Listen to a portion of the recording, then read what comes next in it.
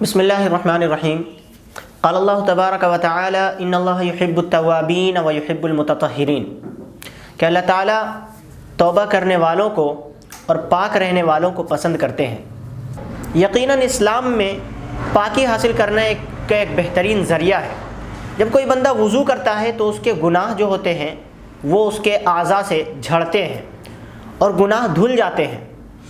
ہم اور آپ وضو کرتے تو ہیں لیکن بہت مرتبہ وضو میں کچھ غلطیاں ہو جاتی ہیں جس کی وجہ سے ہو سکتا ہے کہ ہمارا وضو صحیح نہ ہو، یا پھر وضو کے جو ثواب ہوتے ہیں ہم اس ثواب سے محروم ہو جاتے ہیں، یا پھر وضو کو کما حقہ جس طرح کرنے کا حق ہے ہم وہ حق نہیں دے پاتے۔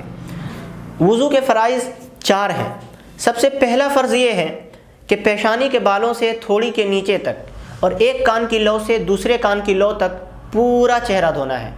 لو کان کے اس حصے کو کہا جاتا ہے جہاں پر عورتیں اپنی بالیاں پہنتی ہیں، اس حصے کو لو کہا جاتا ہے۔ تو ہمیں چہرہ جو دھونا ہے وہ پیشانی کے بالوں سے، جہاں پر ہمارے بال اگ رہے ہیں وہاں سے لے کر کے تھوڑی کے حصے تک، نچلے حصے تک، اور اس کان کی لو سے اس کان کی لو تک پورا چہرہ دھونا ہے۔ اور دھونے میں اس بات کا خیال رکھنا ہے کہ ایک بال کے برابر بھی کوئی جگہ خالی نہ رہے، کیونکہ اگر ایک بال کے برابر بھی کوئی جگہ خشک رہ جاتی ہے، سوکھی رہ جاتی ہے، پھر ہمارا وضو نہیں ہوگا۔ پہلا فرض تو یہ ہوا۔ دوسرا فرض یہ ہے کہ اپنے دونوں ہاتھوں کو کہنیوں سمیت دھوئے، کہنیوں سمیت اس طریقے سے دھوئے کہ ایک بال کے برابر وہ جگہ سوکھی نہ رہے، خالی نہ رہے، اور خوب رگڑ رگڑ کر کے دھوئے۔ تیسرا فرض یہ ہے کہ چوتھائی سر کا مسح کرنا۔ چوتھائی سر کسے کہتے ہیں؟ ہمارا جو سر ہے اس کے 4 حصے کیے جائیں۔ اب 4 حصے کرنے کا یہ مطلب نہیں ہے کہ آپ سر کو بیچ سے لکیر کھینچتے ہوئے آپ اس کو 4 حصوں میں ڈیوائیڈ کریں، بلکہ علماء نے اس کو 4 حصوں میں بالکل سادہ ترین انداز سے ڈیفائن کیا ہے اور کہا ہے کہ یہ جو آپ کا آگے والا حصہ ہے یہ پہلا حصہ ہے، ایک حصہ یہ ہوا، اور دائیں طرف کا جو حصہ ہے یہ دوسرا حصہ ہوا، بائیں طرف کا جو حصہ ہے ادھر کا یہ تیسرا حصہ، اور پیچھے طرف کا جو حصہ ہے وہ چوتھا حصہ۔ تو یہ کل 4 حصے ہوئے، تو ایک حصے کا مسح کرنا فرض ہے۔ لہٰذا اگر کوئی بندہ آگے والے حصے پر ہاتھ پھیر لے تو اس کا وضو ہو جائے گا، وہ اس فرض کو ادا کرنے والا کہلایا جائے گا۔ تو چوتھائی سر کا مسح کرنا فرض ہے، لیکن یاد رہے یہاں پر ایک بات، چوتھائی سر کا مسح کرنا فرض ہے لیکن پورے سر کا مسح کرنا سنت ہے۔ تو 3 فرض ہو گئے، پورے چہرے کا دھونا، دونوں ہاتھ کا دھونا اور چوتھائی سر کا مسح کرنا۔ چوتھا فرض یہ ہوا کہ دونوں پاؤں ٹخنوں سمیت دھونا۔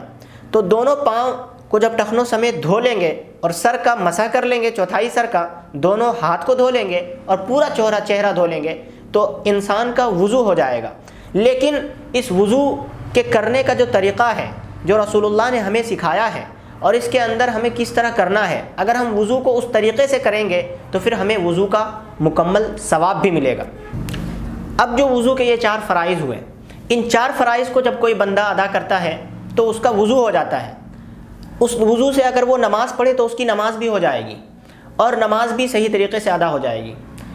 اب میں آپ کے سامنے ایک مسئلہ پوچھتا ہوں، یا میں آپ سے ایک بات کہوں کہ ایک بندہ سفر کر رہا ہے اور سفر کرتے ہوئے بارش ہوئی، اور بارش ہونے کی وجہ سے اس کے سر اور پورا بدن بھیگ گیا اور اس نے اپنے سر پر ہاتھ بھی پھیر لیا، تو اس آدمی کا وضو ہو جائے گا، کیونکہ یہ 4 فرض ادا ہو گئے۔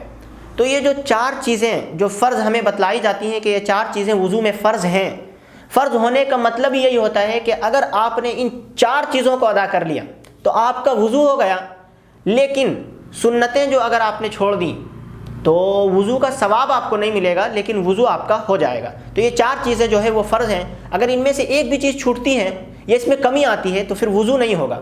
مان لیجئے مثال کے طور پر ایک آدمی چہرے کو دھوتا ہے، ہاتھ دھوتا ہے، پاؤں دھوتا ہے، سر کا مسح نہیں کرتا تو اس آدمی کا وضو نہیں ہوا۔